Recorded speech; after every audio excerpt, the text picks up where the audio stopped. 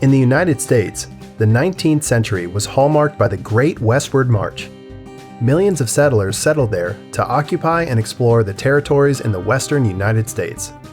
Around 1850, huge amounts of gold were found in California, and the Great Gold Rush began, speeding up even more the process of Western settlement.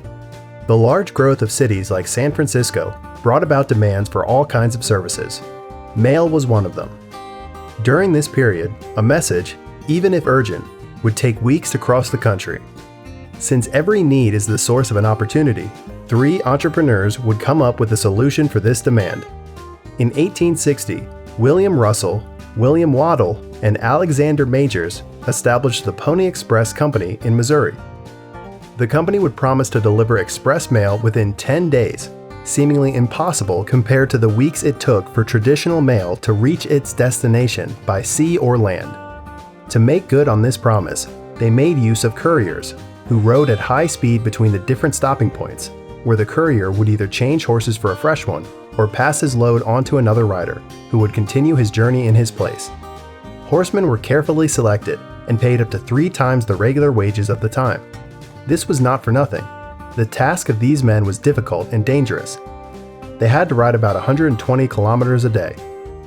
While the routes were carefully selected to avoid undue risk, the riders had to cross territories overwhelmed by hostile Indians or crawling with bandits and thieves.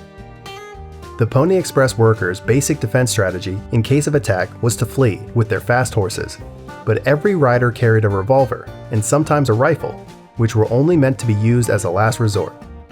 The service became famous for both the courage of its riders and its quality.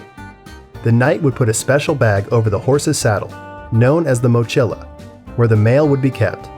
A popular saying in those days was that a knight could lose his life, but never his mochila.